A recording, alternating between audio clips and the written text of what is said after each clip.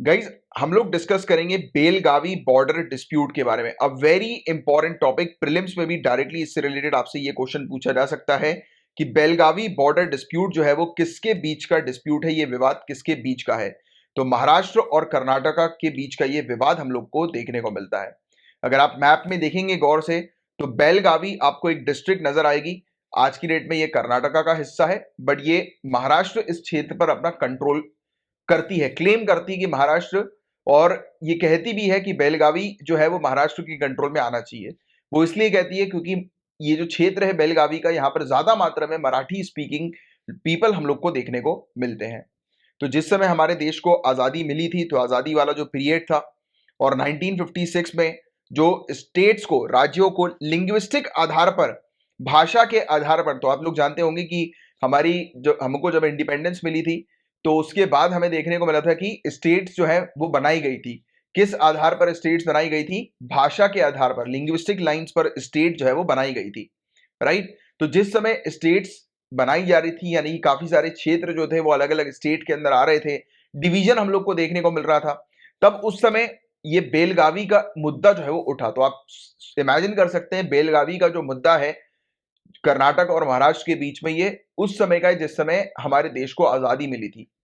State reorganisation act 1956 लाया गया था, ये कानून लाया गया था जिसके आधार पर स्टेट्स को जो है वो डिवाइड किया गया था, लिंग्विस्टिक आधार पर, लिंग्विस्टिक बेसिस पर स्टेट्स बनाई गई थी हमारी कंट्री के अंदर, राज्यों को बनाया गया था, राइट।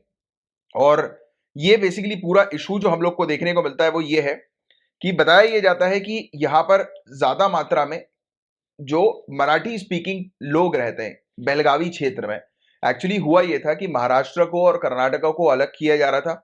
जो कन्नड़ स्पीकिंग लोग थे, जो कन्नड़ लैंग्वेज बोलते थे, और जो मराठी स्पीकिंग लोग जो थे उनको डिवाइड किया जाता है, यानी कि जिस क्षेत्र पर लोग मराठी बोलते हैं वो महाराष्ट्र होगा, जिस क्षेत्र में लोग कन्नड़ बोल रहे हैं वो कर्नाटका क्षेत्र जो है वो कहलाया जाएगा। कर्नाटका एक्चुअली नया नाम है, कोई मुझे बता सकता है कर्नाटका का पुराना नाम क्या था और कब जो है उसका नाम कर्नाटक रखा गया? बताओ जरा, नीचे कमेंट बॉक्स पे लिखकर देखते हैं किसको पता है।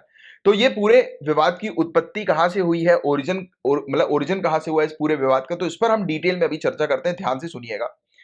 तो हुआ ये करता था, आपको पता होगा, थोड़ा सा एक आइडिया होगा कि प्रेसिडेंसीज हुआ करती थी इंडिपेंडेंस के समय पर, हम लोग को देखने को मिलता था कि प्रेसिडेंसीज हुआ करती थी, राइट। तो ऐसे बॉम्बे प्रेसिडेंसी थी एक, बॉम्बे प्रेसिडेंसी एक मल्टीलिंगुअल प्रोविंस थी, अलग अलग भाषा के लोग जो है वो यहाँ पर रहते थे बॉम्बे प्रेसिडेंसी के अंदर। आज की डेट में बॉम्बे प्रेसिडेंसी उस समय की जो हुआ करती थी, वो आज की डेट की अगर हम लोग देखें मैप को, तो आपको जो कर्नाटका देखने को मिलता है, स्पेशली कर्नाटका की डिस्ट्रिक्ट विजयपुरा, बेलगावी, राइट, धरवाड़, और उत्तर कन्नड़ जो डिस्ट्रिक्ट है कर्नाटक की, और जो लोग मराठी बोलते हैं, गुजराती बोलते हैं और कन्नड़ लैंग्वेज बोलते हैं, तो ये लोग बॉम्बे प्रेसिडेंसी में रहा करते थे। तो बॉम्बे प्रेसिडेंसी मल्टीलिंगुअल प्रेसिडेंसी थी, अलग अलग भाषा के लोग यहां पर रहते थे।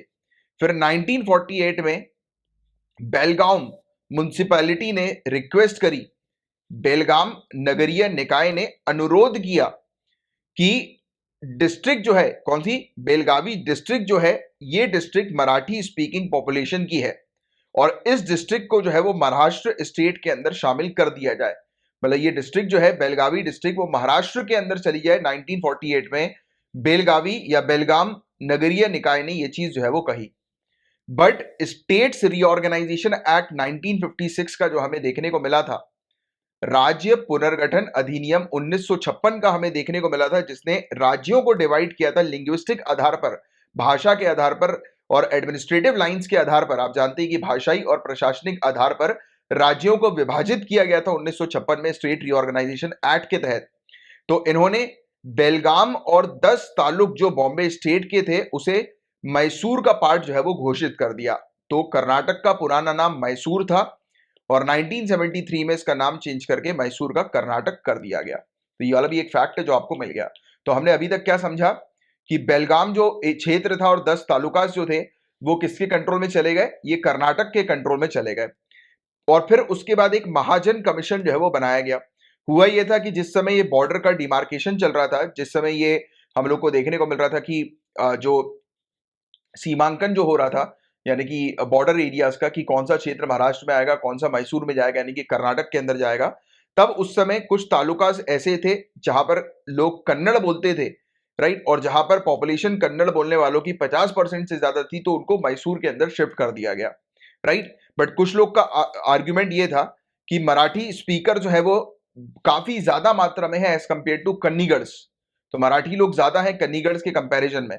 कहां पर? बेलगाम में, यानी कि बेलगावी वाले क्षेत्र में, बेलगावी डिस्ट्रिक्ट में बहुत ज्यादा मात्रा में मराठी स्पीकिंग पीपल है। तो ये चीज देखते हुए 1957 में बॉम्बे सरकार ने डिमांड करी कि, और प्रोटेस्ट करना जो है वो मतलब शुरू हो चुका था कि यार आपने जो है वो अचानक से, यानी कि स्टेट रीऑर्गेनाइजेशन एक्ट के तहत बेलगावी क्षेत्र को आपने कर्नाटक के अंदर जो है वो ट्रांसफर कर दिया है। तो वो चाह नहीं रहे थे, बोल रहे थे कि मराठी स्पीकिंग पीपल यहाँ पर रहते हैं, अब तो इस क्षेत्र को जो है महाराष्ट्र के अंदर जो है वो शामिल करो। राइट, फिर यही चीज को देखते हुए, यानी कि इसी प्रोटेस्ट को देखते हुए महाजन कमीशन जो है वो बनाई गई थी, जिसके जो हेड जो थे वो फॉर्मर चीफ जस्टिस मेहर चंद महाजन थे, और ये कमेटी 1966 में बनाई गई थी। तो क्वेश्चन आ सकता है कि महाजन कमेटी किससे एसोसिएटेड थी? तो आपको ध्यान में रखना है कि कर्नाटक और महाराष्ट्र के बीच में जो इशू था कुछ क्षेत्र को लेकर कि जो क्षेत्र जो है वो मैसूर के अंदर चला गया था, तो इशू ये था कि वहां पर ज्यादा मात्रा में मराठी स्पीकिंग लोग हमें देखने को मिलते हैं, तो उस क्षेत्र को जो है वो महाराष्ट्र के अंदर ट्रांसफर किया जाए रादर देन मैसूर, है ना। तो ये एक इस चीज को रिजॉल्व करने के लिए महाजन कमीशन बनाया गया था। तो महाजन कमीशन ने रिकमेंडेशन दिया, अपनी रिपोर्ट इसने 1967 में प्रस्तुत करी, और 264 गांव जो थे, विलेजेस जो थे, उसको ट्रांसफर करने की बात करी महाराष्ट्र में, कि महाराष्ट्र में जो है वो 264 गांव जो है वो ट्रांसफर कर दिए जाए,